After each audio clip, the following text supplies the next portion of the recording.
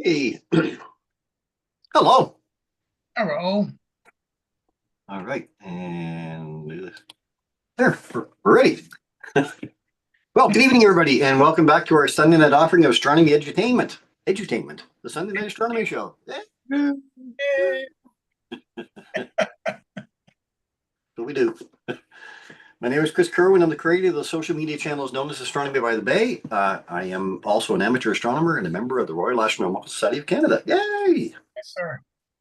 I'd like to welcome back my two regular co-hosts this evening, Mr. Paul Owen from the Moonshadow Observatory in beautiful Hampton. Paul, hey, good evening, sir. And Mr. Mike Powell from the PFO Observatory here in St. John. Hey, Mike. Nanu. Hello. I'd like to welcome back all of you tonight, too, from YouTube and Facebook land. Thank you for your support.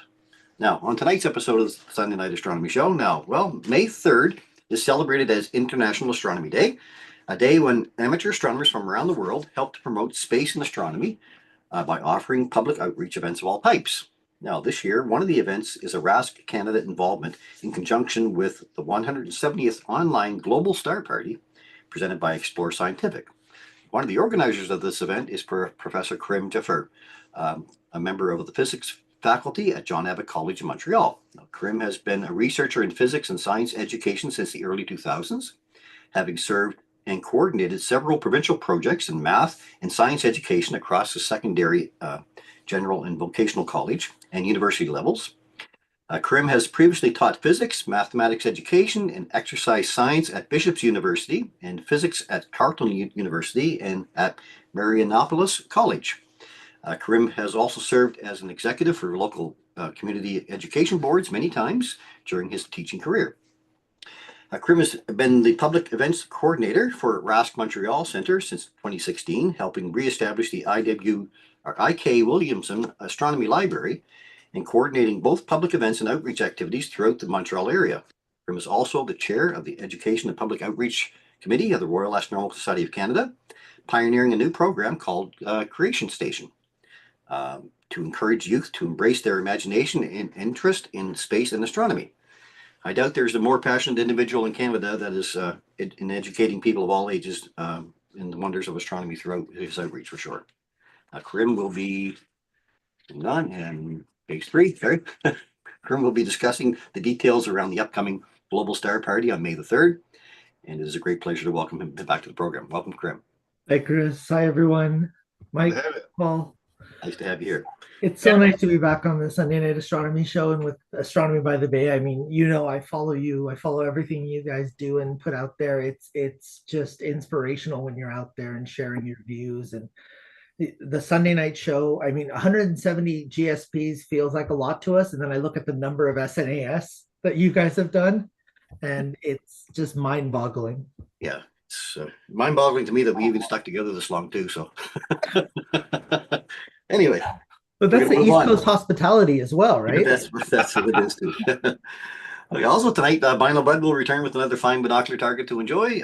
Paul will be delivering another interesting Rosanna's Fun Fact episode, and I'll have a quick look at some upcoming celestial events this week, along with a display of your photo submissions. So let's get started then with tonight's show and chat with Karim on the upcoming International Astronomy Day and Global Star Party and some of his outreach, his fantastic outreach that he's doing. Thanks, Chris. And I don't know that whole introduction and everything just kind of left me a bit speechless. It's been well, there's a lot more than that. That's for sure. When you write it all down, it starts to kind of pile up a bit, but it's really just looking for opportunities to share and to be able to provide that education, not just in the formal way, but also sharing a little bit of what not just I learn, but my students learn, right? A lot of what I do in outreach is to provide an avenue or some sort of a vehicle or platform for my students to get to learn that side of things. This past Wednesday, we had the Lyrids event, and I had one of my students present a public event for the first time. And, she was nervous, and I always suggest to them to start with a meteor shower night because it gives you a chance to talk about something in a fairly contained way. And then if the weather's great, you go outside. And if not, everybody starts sharing their meteor experiences, and you just get to kind of sit back and facilitate that discussion. Yeah. And she's, I believe, the 12th student who's a 12th different student giving a meteor shower event over the last 6 years. And it was wonderful. You know, she gave a completely different set of information and slides and approach compared to any of the other students. And that's what I love is no matter if I give them all the exact same bank of slides and images that I start from, they bring their own flavor, they bring their own treatment. Yeah, yeah. So what we're trying to do with the International Astronomy Day this year is to build from something that we did in 2022. And Chris, you were part of that one in 2022. It was with Samantha and Alendria. Yes.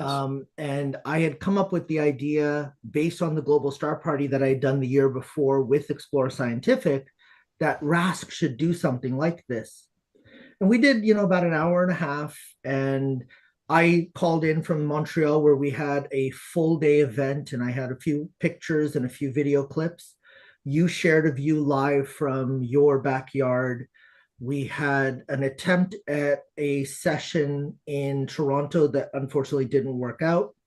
We were live at the Ottawa Centre, and we had a couple of pre-taped video clips of people, what they love about the moon, because the moon, and going back with the Artemis program, was our theme back then. And then we had the Victoria Centre at the end giving us that last view. And it was a really good first step, but then we never followed it up the last 2 years. Yeah. And so Scott Roberts and I have been, I've been on the Global Star Party with him and David Levy now for many years. It's been more than 5 years almost now that I've been part of the GSP crew. And you've come on with me, Paul's come on with me before. I've had other people from the RASC come on with me to the Global Star Parties and get to share a little bit of what makes Canadian astronomy outreach and activities kind of special, and that approach that we have up north. And Scott and I have been talking about the idea of having an event in Canada. And I'm like, why not do it for International Astronomy Day? Let's go ahead and let's showcase RASC and the RASC centers and some of the activities and outreach.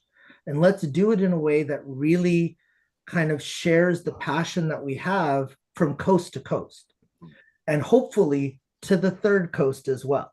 I'm going to talk about all that over the next few minutes. I just want to share a few slides to give you an idea of some of what we are doing. Make sure this comes through. You can see all this okay, I'm assuming. There we are. Yep, you're up. Excellent. So I'm going to be talking about this Global Star Party 170, and I actually had to share this because a group of my students told me that some of my posters are starting to get a little boring and they wanted to play with them. So they've started to make their own versions of my posters. So this one on the left is one of their attempts at, and I love it. I absolutely love they did AI generation for the images, and it's a different view of the way in which we do astronomy that kind of speaks, I guess, a little bit more to the youth. Now, I always start with the land and sky acknowledgement. And one of the things that I've been trying to do is to put one together that's more appropriate to the entire country for the EPO, for the Education and Public Outreach Committee. So I have one here that talks a little bit about not just our Montreal side, but the fact that we are several Indigenous nations and First Nations across the entire country where our RASC centers meet, and that we represent and we recognize the significance of not just the land, but the sky to all of these different cultures. And so we look at that with the moon in the sky, and we just passed the new moon a couple of hours ago. Going from the April pink moon to the May flower moon, as the settlers called it.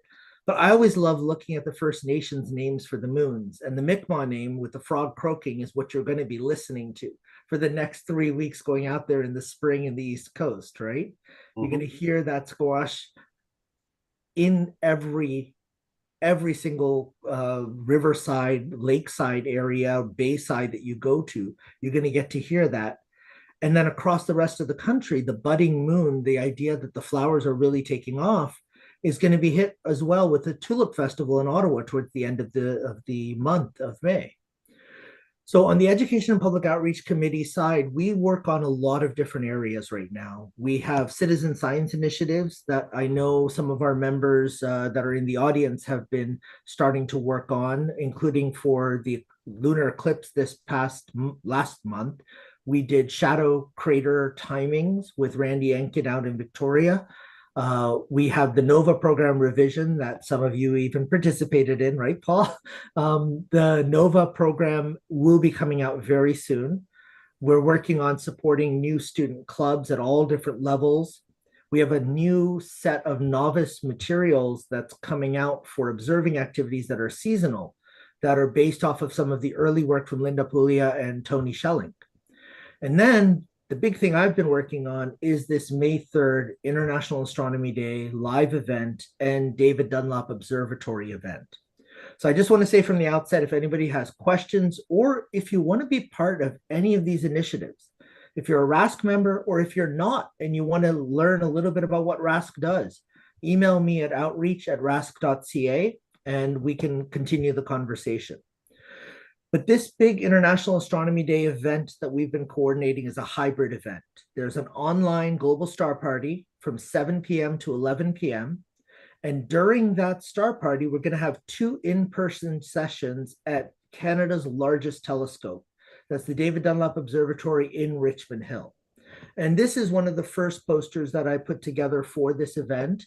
And part of what we're trying to do is to really showcase RASC. So we've recently kind of taken on the moniker Stars Across Canada, because it really is sharing our view of the stars all the way across the country. So if you're in Toronto area and you want to see the amazing 74-inch telescope and the outreach activities being done at the DDO by the RASC Toronto team, please go ahead and buy tickets. There's still a few available for each session. If you're not in Toronto and you want to watch and see what the entire country has happening for International Astronomy Day, you can join our live stream at explorescientific.com/IAD2025, or it'll be online on both the RASC Canada and the Explore Scientific YouTube channels. So what exactly is it that we're doing? We're going to start from the East Coast all the way to the West Coast, from St. John's, Newfoundland, through Halifax, through Ottawa, Montreal, Hamilton, Kitchener-Waterloo, Winnipeg. Toronto Centre is going to be giving us 3 different segments. And then we've got the Victoria Centre all the way on the other coast. And we're going to be sharing a little bit of what each of these centers is doing for International Astronomy Day. We're also hoping to have a little bit live or recorded from the Yukon Center to see a little bit of what their experience has been with these incredible aurora that we've had over the last year now. And so we want to see a little bit of what our northern sky is doing, but they really don't tend to spend much time on the Spring Astronomy Day, because for the Yukon, already by May, the sun is setting so late at night that it's hard for them to do any night sky activities. So they tend to really concentrate on the Fall Astronomy Day. But for the spring, I'm asking them to give us a little taste of what they do in the Yukon Center. Now, you'll notice New Brunswick is absent in this part because New Brunswick is there with our regular GSP contributors. You'll recognize that face right there at the end on the right side. Chris has been on my Global Star Parties with us for a little bit. He's come on, I think, twice previously, but he's going to be joining us to talk about some of the Astronomy Day activities that he's done earlier in the day, and maybe even give us a live feed depending on exactly what the situation is at the time. I know weather forecasts for Saturday right now don't look all that great in every part of Canada, but we're hopeful. We're always hopeful. So I just wanted to share with you a little bit about who these people are so you have an idea of what the lineup is going to be like. So we have Scott Roberts, who's the president of Explore Scientific and who will be hosting the live stream with me from the David Dunlop Observatory. He's flying into Toronto specifically to do this event with me, along with Kent Martz, another one of the Explore Scientific staff and admin. David Levy, who many of you will recognize, world famous comet hunter and our honorary president in the Montreal Center and a GSP co-host. David Eicher is currently at STARMIS. He's actually the head of the STARMIS committee in the Canary Islands at La Palma. And Scott is there with him. We don't know if he's going to be able to join us live, pre-recorded, or if it's not going to happen, but he's hoping to join us for International Astronomy Day. There's some weird guy in the center holding a microphone. We'll ignore him. There's Terry Mann, who's the vice president of the Astronomical League. Ron Breacher, who's the AstroDoc, Masters of PixInsight.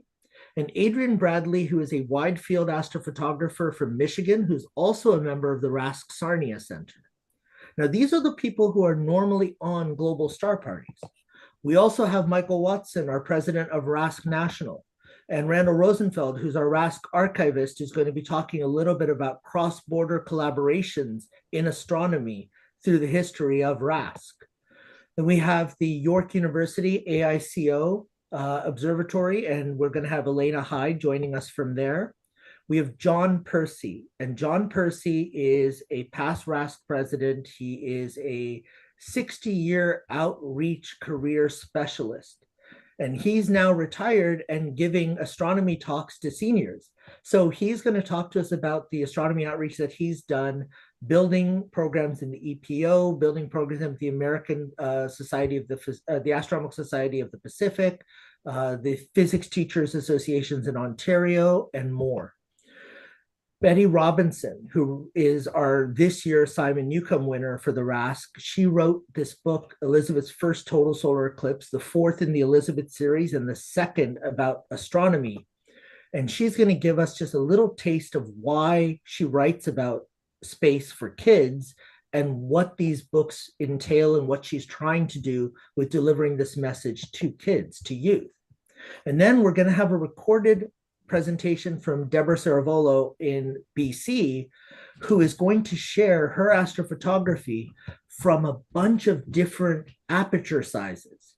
So rather than just hearing from me, let's actually hear from a few of these different presenters, starting with me, but then going through the rest.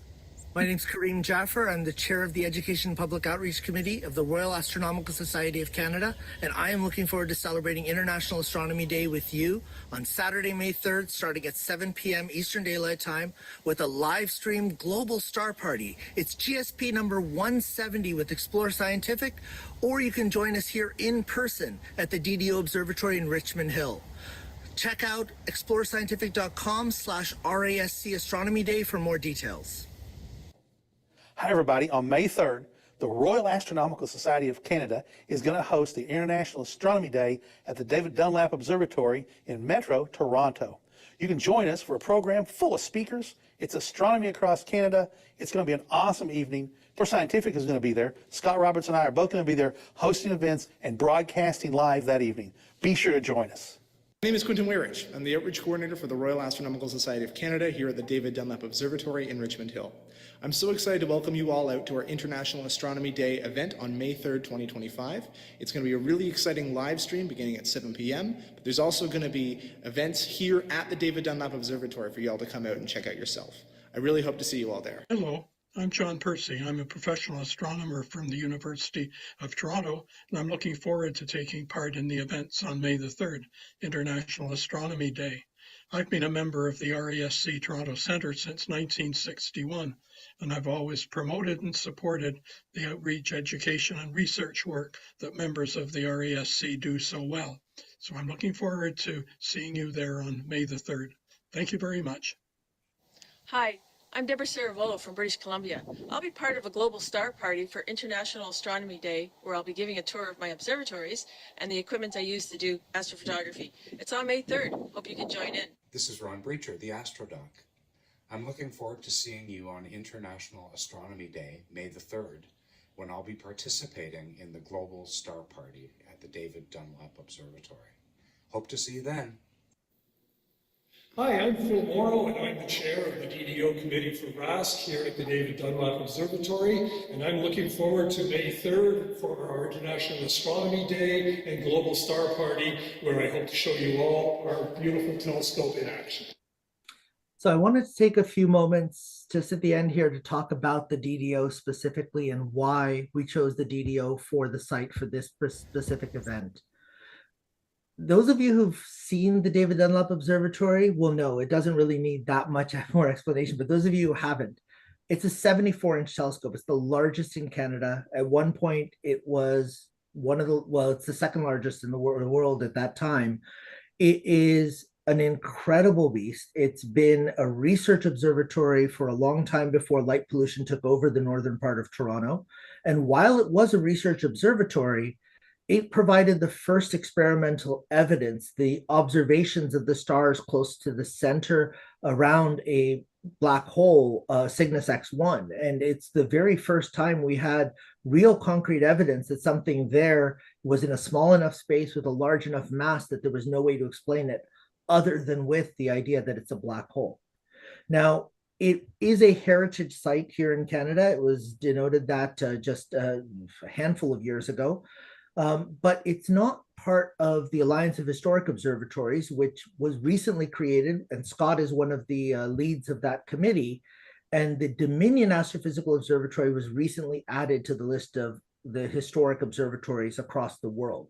And I'm hopeful that the DDO will become the next Canadian participant in that association. So the Rask Toronto Center has been running outreach at the DDO. And even now with light pollution, you still actually get a reasonable northern sky because you are in Richmond Hill. You're in the northern edge of Toronto. And so to this day, after COVID, look at the lineups that happen sometimes when we have public events for people to be able to come and see this historic telescope in action. And the Rask Toronto Center is really well versed in the outreach, but it's an incredible amount of work that those volunteers do that just kind of, it seems to fly under the radar. And so I thought that if we do this event there, we can actually have a live feed from inside the dome and inside some of the rooms and see some of the talks that they give and the types of events that they hold. Because the amount of things that they do for the community that is all co-hosted, and now the entire space is being really renovated and kept up by the city of Richmond Hill. It's incredible. There's talks, there's planetarium shows, there's activities for families and for camps during the summertime. And so getting the chance to share this aspect of these incredible public institutions and the heritage sites that we have in Canada was part of the impetus that we had for running the International Astronomy Day event at Toronto at the David Dunlop Observatory, and then showcasing what we do in Canada to a global audience and what the Explore Scientific Global Star Parties are to a Canadian audience. So there's a two-way side to this that I hopefully will be able to bring to this amazing International Astronomy Day event. So that's what we're planning. That's what we're trying to do. And what do you guys think? What are your thoughts? Any feedback? Any suggestions? I don't know. I'm just in awe of all the amazing people you're going to have at that event. That's just the lineup itself would be Pretty something to hold over a weekend rather than a day. Yeah, one of the difficulties of these types of things is that you want to like keep it so that it's not one keynote talk. Everybody's giving a little bit of a view. So it's 10 minutes, 15 minutes, 5 minutes for some. And it's just a peak, because what we want to do is we want to whet people's appetite to come out and see what the Rask Center does. Yeah. I think, especially since COVID, it's been hard to get that publicity, that view from the public of what it is that we offer. And our volunteers put so much energy and effort and time into preparing talks, into preparing activities, into having their telescope. Just setting up a telescope sometimes takes so much time and effort that it would be great to have a little bit more awareness that this exists and that these opportunities are there. Yeah, agreed. Oh, yeah, no. So, Karim, you've been to that observatory a number of times, I'm assuming. So I went once as a student, and I went back in March of this year for the first time since then. So it had been almost 30 years since I'd stepped foot in there. And they've really done a great job of getting everything refurbished and running. And it's just a gorgeous complex right now. Mm-hmm. And one of the things that Richmond Hill is doing is the entire park area around it is now being they're reconstructing some of the pathways, some of the parking lots to make it even more accessible, even more of a center point. Mm. And this past March break or Easter weekend, my daughter and I were driving through, and that's when we stopped and filmed that video. As I said, I want to promo video, and why not just do it in front of the DDO? Mhm. And I drove her through. They've just recently had a housing development in that area. And I wanted her to see, because I was stunned to find this out when I drove in there back in March. There's Comet Street, there's Planet Street, there's really? Milky Way Crescent, there's Saturn Drive, there's even some of the moons are named there. There's Cassiopeia Way. I want one of those addresses. I want to move there. For sure. But Oh, that's awesome. the telescope itself is just, it's awe-inspiring, and it's still the original gear work that's there. Yeah. That's incredible. It'd be interesting sometime just to even, if you're interested, to come back, maybe in a later date, and just talk about that observatory. I don't know if you can get in and take some footage and stuff in and around. We But have a that's video something a video is currently being edited and will be with us that night. And then what we can do is actually one of the shows over the next month or two, I can get Phil Morrow and Quentin Wayrich, the two that are there all the time running the outreach and running the telescope, to come in and talk about it a little bit. Oh, that'd be great. And I think that'd be amazing, because they both have gone through that entire learning curve of understanding all the different aspects of that telescope and the DDO administrative building there on the side. Hold on, let me see if I believe I have if I can open this up.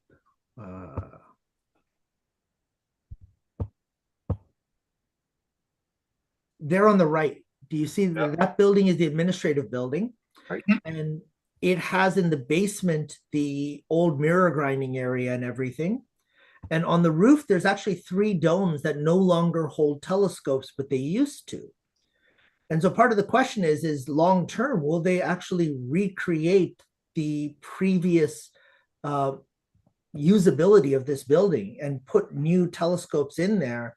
And that's one of the questions that's before the city right now, because this used to be University of Toronto property.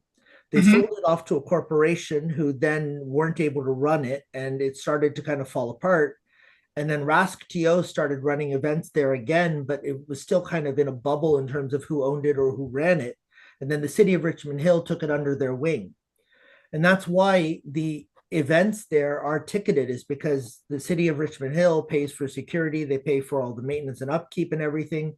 So they do have the occasional free events, but they also have these ticketed events that have a little bit more gravitas, a little bit more oomph and pomp and circumstance, but they also have a little bit more content with it.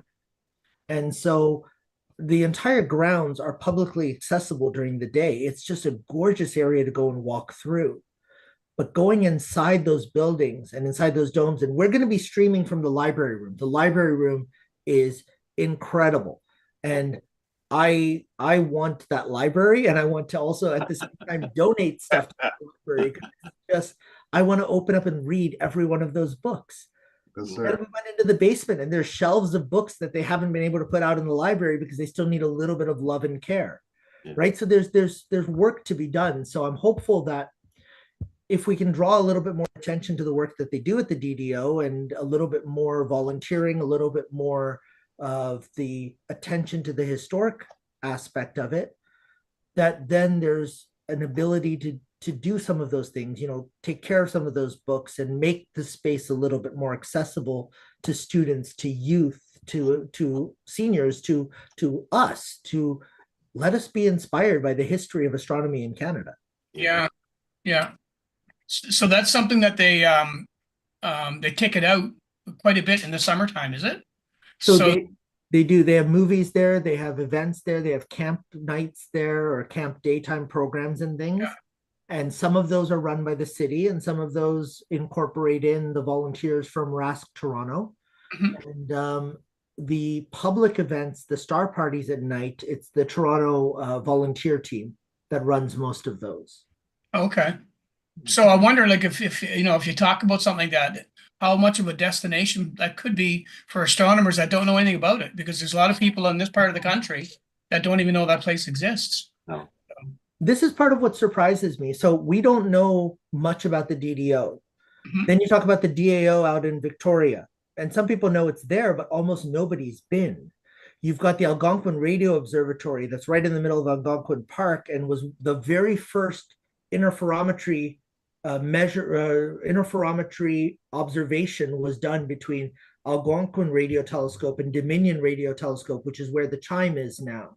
Mhm. And talk to astronomers who are in radio astronomy and ask them if they've been there. And most of them are like, no, how do I get there? And there's a service road off the Trans Canada if you actually want to go and see it. And then you're driving through places like, we were in rural Quebec during COVID, and we found Observatoire Astor, which is the oldest observatory in Quebec that is still a public observatory, still running star parties. It's on the border there with New Brunswick. Yeah, I've been up there. Yeah. But half of the people I spoke to in Quebec City in astronomy didn't know it was there, and it's only 2 hours from them or 3 hours from them. Yeah. And so there really needs to be a little bit more attention. And I don't know if this comes under EPO or if this comes under somewhere else, but I have some sway in EPO. So if I feel like this needs to be talked about, let's talk about it. Let's talk about it. Yeah. I'll tell you, I think what it is all the people that are getting into astronomy now, and it's happened since the pandemic. We've had this explosion of interest, and a lot of young people are now getting involved. Well, they wouldn't know about those sort of things, so they wouldn't have any clue about it. And a lot of the people that would have been interested in that, a lot of them are older and moved on. So there's that gap of time that has separated the interest in facilities like that. So I think now, because of the interest of the younger people getting involved with astronomy, and to go up there and just to see the telescope itself, never mind the observatory and the buildings and all of that, would be such a thrill for a lot of people. But like you said, you got to get the word out. So, and this is the word, but also the opportunity, right? So my son, back just at the end of COVID, got the opportunity to do a program at Mount Wilson. Mhm. And he came back just completely in awe of what it takes for the 100-inch to run and to change a mirror in one of those, but to also be able to sit at the 60-inch in the middle of the night and look at something. And that experience that he got required us flying him across the continent and him spending 2 weeks there and being, guided and everything. Most people don't get that opportunity. So why do we need to have that as the opportunity to see and experience a classic telescope like that when we have one? We have one right there just outside Metro Toronto, where there are millions of students coming through there, either living in the area or coming through for different programs every year. And we don't capture that. We have research observatories in Sherbrooke, Quebec, in northern part of Newfoundland, in Edmonton, and in Calgary, and then in BC. And even in Manitoba, we have an incredible planetarium and telescope there, an observatory. Where's the attention to this? Where's the focus on this? And where's the buzz? Yeah.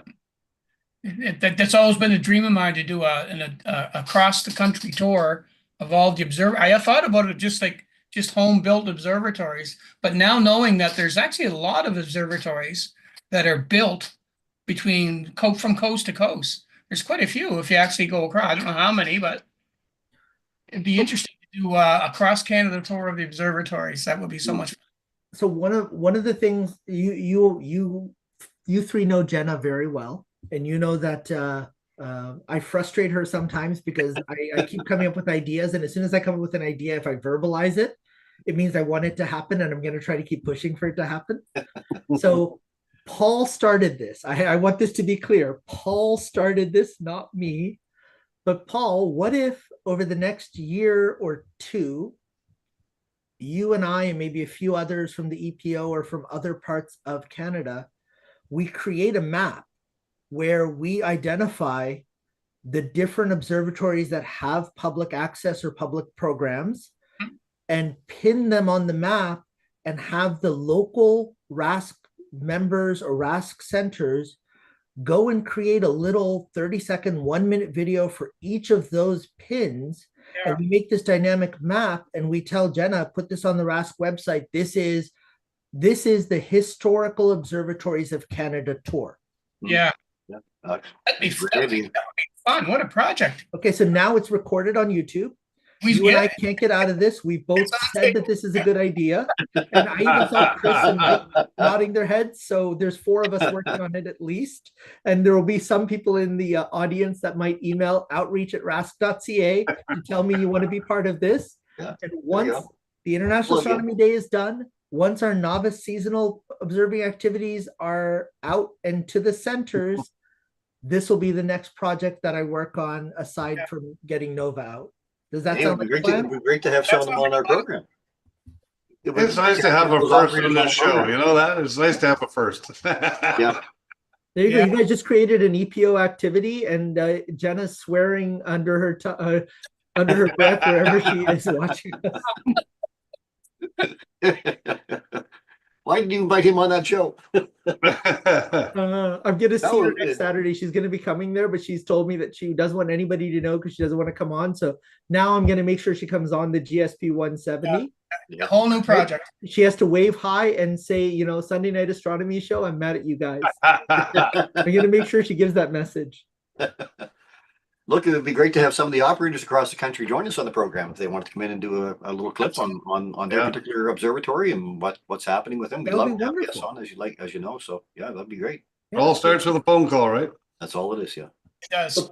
Paul will coordinate that side of things. Awesome. And, Thanks. Paul. Yeah, that'd be a lot of fun. That'd be really enjoyable. Awesome. Hey, we've got a project. This is great. I'm still in mind set that I want to be sitting on the corner of Yonge and Dundas with my 10-inch Dob showing the moon someday. Do you want to do it on Saturday? Come with me. Okay. Yeah. Well, this Saturday, no. Well, I retire in 3 days, so I'll be up there on May 18th. We can start it then if you like. Awesome. Well, thank you, Karim, for all that information. And I'm really looking forward. That's quite a distinguished group there that's going to be on the Star Party event. So yeah. I'm really happy you said yes to joining us because I really, I love what Astronomy by the Bay does, what the Sunday Night Astronomy Show provides. And I want to make sure that this is something that we do share with as large of a community as possible. So I'm looking forward to having you on Saturday as well. You've been a huge supporter. I really appreciate it. Thank you. Thanks, everyone.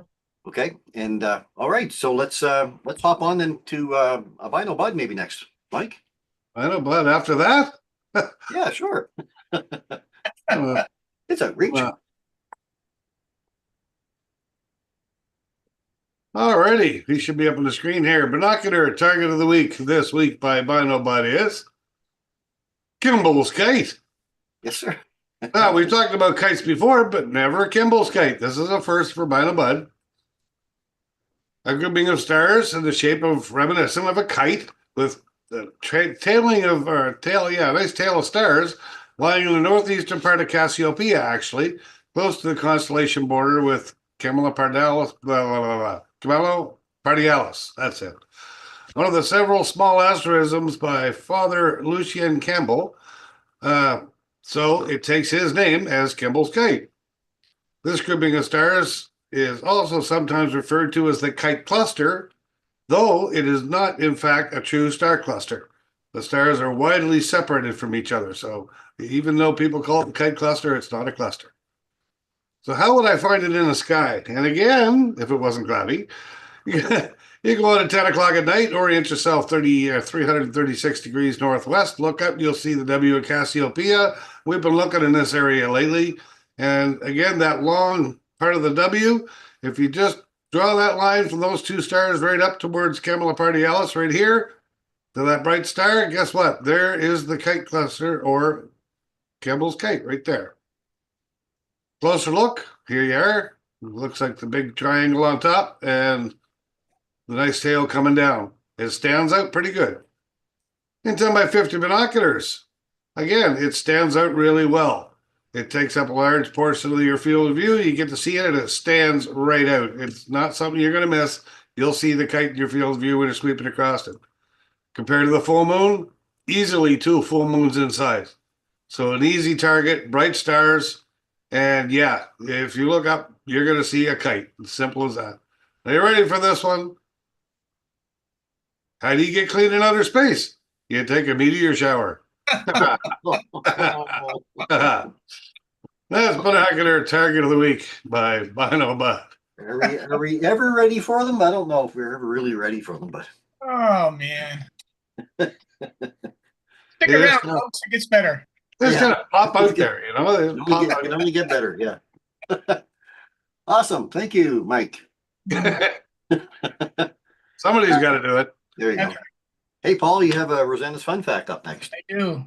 All right, let me see if I can make this work. All right, I'll share my screen or try to. And this is this week's. Rosanna's Fun Fact. All right, well, I'm real excited about this week's fun fact, as I am every week's fun fact. But this one's going to be a whole lot of fun, so let's get right to it. Now, I'm just going to find the photo that I need to bring up first off. And you bear with me one centon. There it is. Okay, so Rosanna writes, hi, Paul. Many moons ago, we mentioned NASA's Lucy mission during a fun fact. Lucy was launched from Cape Canaveral on the 16th of October, 2021 on the 401 variant. Let me just hang on here one sec. I just got to make this a little larger so I can see it better because my eyes aren't as good as they used to be.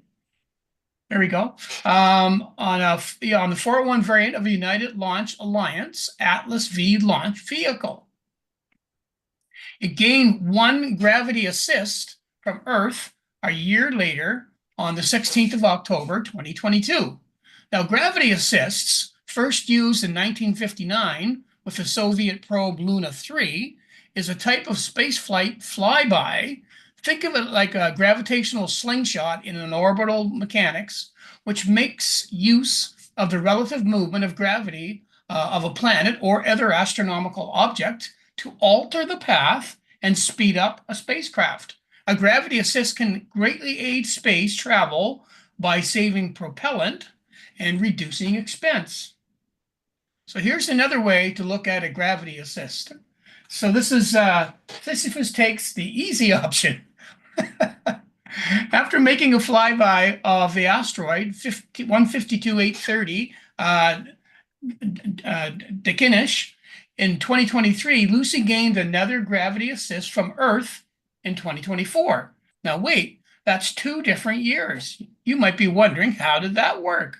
Well, the Dickinich flyby, which was the first asteroid encounter for Lucy, put the spacecraft on a trajectory that allowed it to return to Earth for an additional gravity assist in December of 2024.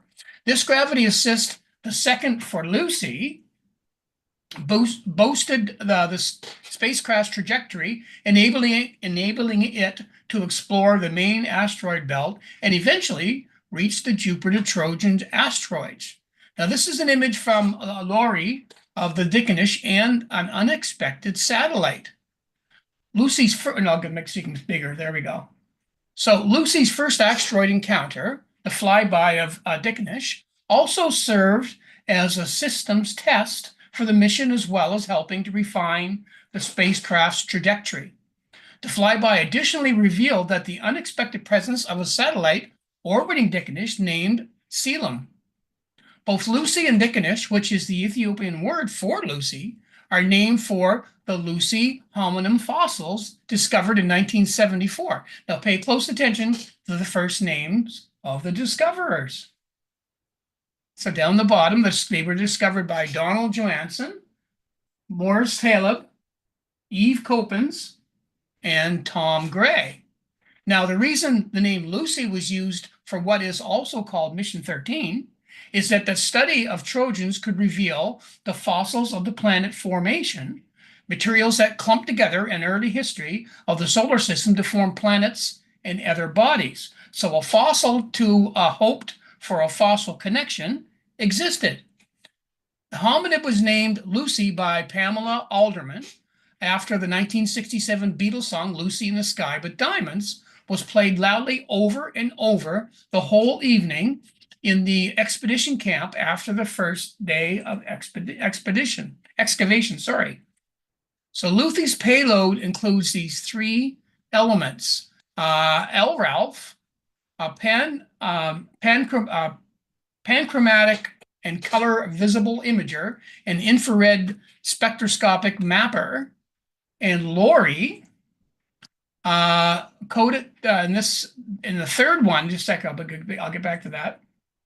Among the big name scientific instrument is Lettys. Now you might think the naming of these instruments involved people like Ralph, Lori, and Tess, and perhaps they were French, les amis, but no, the L is to signify, for take my new tongue, is to signify the instruments all belong to the spacecraft Lucy, and the names are acronyms. So take a look at this image of Lucy's second gravity assist. Yes, on April the 20th, Lucy encountered the Donald Johanson asteroid, and it was a close encounter of only 600 miles apart. So that's where they encountered it there, and the spacecraft was 600 miles from it. Unbelievable. So talk about a great close-up. The Donald Johanson asteroid, now nicknamed Long and Lumpy, was actually discovered in 1981 by Shelty Buss. But being the second target of Lucy, it has been named after the paleoanthropologist Donald Johanson, who has discovered that Lucy, hominid fossil for which Mission 13 is named, Lucy, which is named for the fossil, which is named for the repeating song, which inspired the name of the fossil, which inspired, kind of reminds me of the song that just never ends by Sherry Lewis and Lamb Chop. Wow. That's funny. Lucy is on a 12-year mission and will continue to surprise us with images of close encounters with a total of 7 planned asteroids. Michael Vincent, mission phase lead, states, one of the weird things to wrap your brain around with these deep space missions is how slow the speed of light is. Lucy is 12.5 light minutes away from Earth, meaning that it takes that long for any signal we send to reach the spacecraft. Then it takes another 12.5 minutes before we get Lucy's response telling us we were heard. So when we command the data playback after the close approach, it takes 25 minutes from when we ask to see the pictures before we get to see them on the ground. That's enough time to play with Lucy in the sky with diamonds, approximately 8.3 times. So there's Lucy and Linus. Did you hear NASA named their latest mission after the Lucy hominin fossils? That's so wrong. Mission 13 was actually named after me. Me. They just haven't put it out on social media yet. Somehow the news always goes back to her. So true. And that is this week's Rosanna's Fun Fact. That is so good. Her facts are just unbelievable. I really enjoyed that story. That's awesome. That was so good. You're muted, Chris. Yes, I am. There. Just so you know. Thank you. Well, yeah, that Donald Johanson was the discoverer, I guess, of Lucy, right? So yeah, the Lucy spacecraft going out to the asteroid named after him, and he was one of the first, I guess, to see the image of that asteroid. Yeah, from the spacecraft that was named after his discoveries. Pretty cool. Well, there's so many interesting things that happened with that, like the double orbit that was built into the whole flight path. Yeah. And then coming 600 miles to an asteroid. Yeah. And didn't expect that. No. Anyway, the whole thing is just very, very cool. So thank you, Rosanna. Yeah. Awesome. I can look up and see Jupiter, but how to get there, I don't know. Yeah. How they figure that stuff out just boggles my mind. It's amazing. I take 2 Thank you minutes for to that. do a quick shout out. Yeah. Most people know that I was working part-time at Home Depot before I completely retired. And there was one lady there, her name is Tracy, and she made me this Home Depot apron and a mic, but she heard about the solar eclipse, and so she put a telescope in the sun and she painted it all in there. Oh, And nice. very special gift. She is a very talented woman when it comes to her art. And I wanted to say thank you very much, Tracy, for that. I wouldn't wear it because I didn't want to get it dirty. I'm keeping it as a keepsake that I actually worked at Home Depot and Tool Rental Center. But that was very sweet of her to put that together for me. I wanted to say thank you. Awesome. Very nice. Fantastic. Fantastic, Mike. Nice. All right. Let's move on into some photos quickly. And she watches our show, so. Oh, good. Perfect. Even better. Well, now we all want one, Tracy. Yeah. Okay, just give me a second here. I'll get some photos going here. I think I got them up there pretty soon. This folder here, I think. Let's see where they come up. We're here. Perfect. Okay. Just bear with me for a sec. Aaron. I know. Talk amongst yourselves. Yeah. Okay. Let me share my screen. Gonna go to this one. There, should be up. Yeah. We start off with a nice capture here by Brad Perry. Yes, sir. Brad says, just submitting a couple of photos from the early hours of Thursday, April 24th. He said, I only got a couple hours of sleep that night, but we had a rare treat of no clouds, no wind, and no moon. So I know I had to get out to shoot the Milky Way over some still water. That's amazing. Nice to see you back, eh? He just does some amazing stuff. Yeah. You can flip that over and not know what's up or down, eh? Yeah. Look at the prancing pony. Yeah, crazy. I'm always impressed to see how much larger the stars are in the water than what they are in the sky. Yeah, Yeah, it's true. Yeah. just enhancement like crazy, but beautiful. Yeah, Beautiful. Yeah. that's fantastic. Amazing. So he said, I ended up driving about 50 minutes to get an appropriate location along the river in Sheffield. The Aurora photo was, no, he says another photo there. So to that one. Here we go. Was that it in Sheffield? What waterway is that? Is that the river? I'm not sure. Yeah, it'd be interesting to find out where that was. Nice. Along the river. He said along the river in Sheffield. Yeah. Yeah, nice. And here's this other one. Oh, the Aurora, yeah. The Aurora photo was just pure luck as I happened to get a notification of a CME arrival when I was close to finishing up the Milky Way shot. I snapped that one quickly from the exact same location before packing up to head home. Wow. Wow. Nice Aurora. Yeah, beautiful. Great stuff. Thanks, Brad, for that. Brad's always a great contributor to the show. I'm going to move over to Robert Cadet's capture here. Robert has a M81 and M82, I guess, 45-minute total exposure using 30-second exposures in EQ mode using the C-Star S50. Processed in Serial, Gray Expert, and Photoshop. This target needs more than 45 minutes, but it was a trial of an EQ mode. There was no star trailing evident or field rotation either. Half the frames were using the IR filter and the other half were using the dual band filter. Drop frames are minimal. And there we go. Nicely done. That tutorial mode worked. That's brilliant. Thanks, Robert. Yeah, well done. Well done. Yes, sir. I'm going to move over to Mark Ficken next. Mark is right here. Mark says, M3, welcome warm spring, he says. Yeah. This cluster is one of the largest and brightest and is made up of around 500,000 stars. It is estimated to be 11.4 billion years old and is centered at 32,600 light years away from Earth. Wow. Cool. Nice, eh? Very nice. A lot of stars in there. A lot of stars in there, for sure. Yeah, I love clusters. Nothing better than a nice globular cluster. Yeah. Beautiful. How many of the season of those now? This is sharp, too. Now this one, he has NGC 4884. One of the largest and most massive galaxies in the nearby universe. What filled the frame wasn't just the stars, but entire galaxies, hundreds of millions of light years away. Looking at the image is striking how densely packed the sky becomes when you peer this deep into space. Yeah. Wow. The satellite goes through. Yeah. Yeah. Wow. And yeah, there's the grouping of galaxies that you would see. Yeah, it's just a small amount of them, eh? Blows you away, doesn't it? Yeah. It's amazing. Thanks, Mark, for those.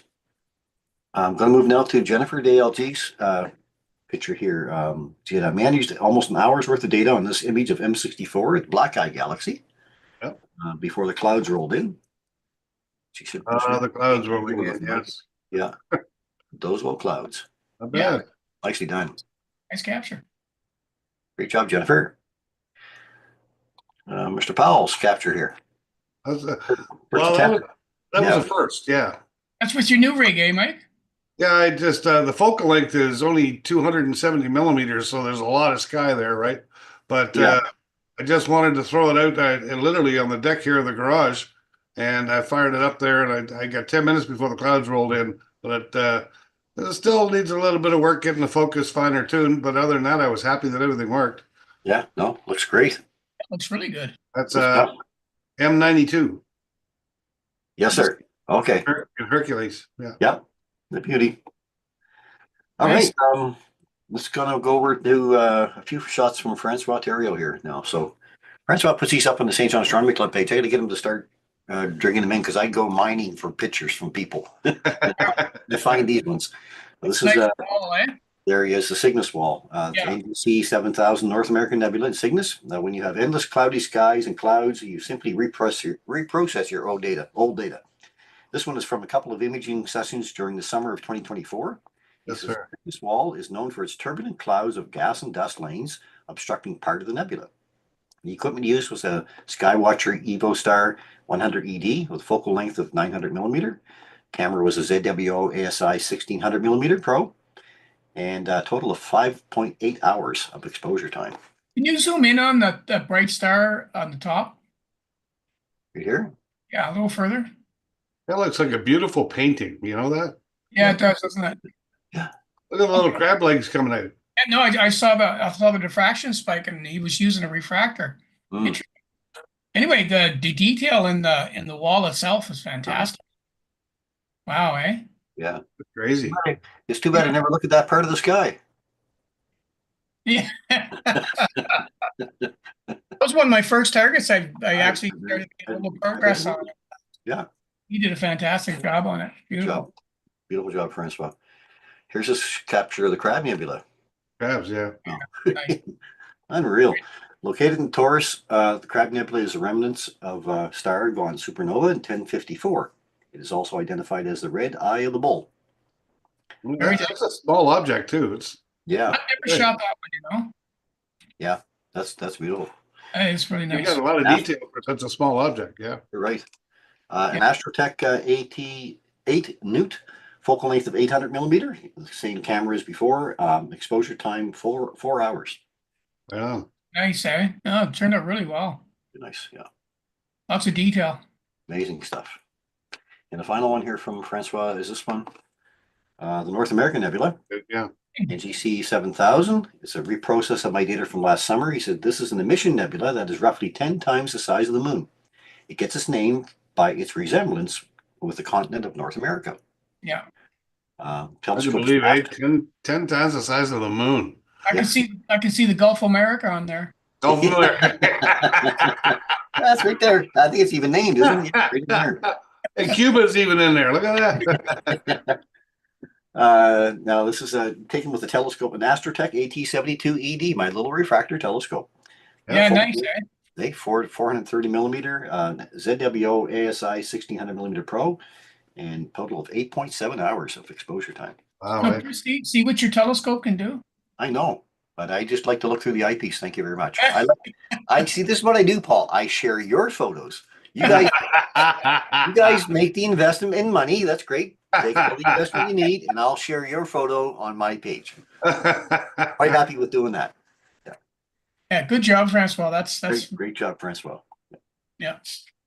All right. And if you have any photos that you'd like to share, of course, send them into send them into astronomybythebay@gmail.com, and we'll be happy to put them up on our next broadcast. Before we finish with the pictures, Tim Doucette just sent 2 and he wanted me to share. Okay. And if you don't mind, I'll just share my screen. Let me stop sharing here. Okay. Go ahead. And it'll just take a second to show them. Share. So he wrote, and you just said, look what you can do with a little C star F30. So there's the Eagle Nebula. Yes, and, sir. wow, very, very nice. I mean, you can see the pillars and everything in it. Complete, got the whole thing, beautiful.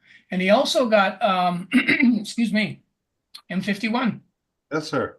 Wow. Yeah. again, for the little tiny thing like that, Yeah, look what he got. it's incredible. Isn't that amazing? So anyway, nice work, Tim. Nice work. All the way down from Quinnen. So thank you for sending in those photos. They're fantastic. Awesome. Okay, I'll go back to sharing a little bit of what's up this week. We get screen number 2. Yeah, here we go. All right. So just quickly, what's coming up this week? First, we have a new moon right now. It was a new moon today. So it's where it's new and it's close to Earth. We got a combined gravitational force of the pull of the sun and the moon, giving us extreme tides all this week. So watch out for the high tides. So get your rubber boots on and pull your pant legs up mostly. Yeah, because they're going to be high tides. I got to do that in my backyard anyway. Also, all this week, Venus is at its greatest brilliance. Now, it was this morning the date that it was going to be the greatest of brilliance for this apparition of Venus in our morning sky.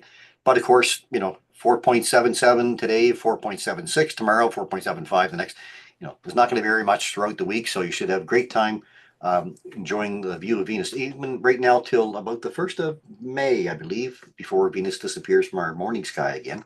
So we've got some time, and actually it'll be climbing higher each morning. So get out there and have a look at beautiful Venus in binoculars or telescope. And just below it is the ring beauty Saturn there, but it's a little bit dimmer, a little harder to pick out as our mornings come a little bit earlier now too. So. And also all this week, actually tomorrow night, looking west-northwest, right around 9:15, we should get a nice view of the waxing crescent moon, just a very thin moon, just about 29 hours old, I guess, tomorrow night. That's another nice target if you can try to catch the moon under 30 hours in the sky. That's always a great opportunity to try to catch that moon. Mike, and I've tried that a number of times. Number of times. I'm going to try it again tomorrow night. Yeah. So it's about 29 hours, I believe, when it sets tomorrow night. So the Pleiades star cluster is going to be sitting right beside it or just above it there in the early evening. So catch a view of that and here's the view through a set of 10 by 50 binoculars. So they're actually just about 5 degrees apart. So they will fit in the field of view of 10 by 50 binoculars if we can get the two of them. So if you can see the Pleiades, then you might be able to find the moon. Also with the moon following through the moon this week, we've got the moon sitting between the Pleiades cluster and beautiful Jupiter on Tuesday night, right around 9:30 in the evening there. So we've got bright orange Aldebaran here, the Eye of Taurus the Bull, sitting there off to the east. Sorry. And then again, if we look at Wednesday night, we've got waxing moon and Jupiter in the same field of view of binoculars as well. This is looking west Wednesday night at around 9:30. And I think that's about it. Oh, we got to bring this up. Yep. So just a reminder that we have on this coming this week, Karim was talking about International Astronomy Day. So our focus on that day is a workshop that we have coming up, this free astronomy workshop for International Astronomy Day. It's going to take place at the Rockwood Park Interpretive Center, just beside Lily Lake here in St. John. And it's on Saturday, May 3rd from 9 a.m. to 4 p.m. Now we have 4 80-minute talks. And after the 8-minute talk, we'll have 10 minutes or so Q&A. So there's 2 talks in the morning, 2 in the afternoon. And they're everything from choosing the right equipment to how to shoot the night sky. Kurt will be doing a talk about how the sky moves and constellations. And I'll be doing a talk a little bit on the solar system itself and what planets will be up through this season coming up. So that's our talk on May the 3rd. So hope you can join us for that. The workshop is filling up pretty quickly right now. We've got over 20 people signed up for it. So we're looking forward to having a good day for that. And we get this calendar, of course, from Lisa's Lookup, Astronomy and More. So Lisa just sent this one to me today. This is the May calendar, of course, right into May there pretty soon. So here she lists the events coming up for the month of May. These are the dates of the event, the peak time for the event in Eastern time, and the seeing tools, naked eye, binoculars, or a telescope. She lists all down here as well. So you can find Lisa at Ruby Moonbeams on Instagram, Mastodon, Facebook, Threads, and now on Blue Sky. Cool. Nice. Our calendar for the month of April and May, 6 weeks here. Calendar, Kurt Nason puts this together for us every month. And it's also, you can find it at sjastronomy.ca or rasknb.ca. And here's our coming week, of course, here. So Kurt does a great job in this calendar, and we look forward to it every month to see what's coming up. So you can download that at sjastronomy.ca. And I'm going to stop sharing there. There we go. I think that's about what we have for this evening. I got to close out my notes here and make sure we got other things up in there go. And you guys can talk amongst yourselves for a second. I'm sure you can. Okay.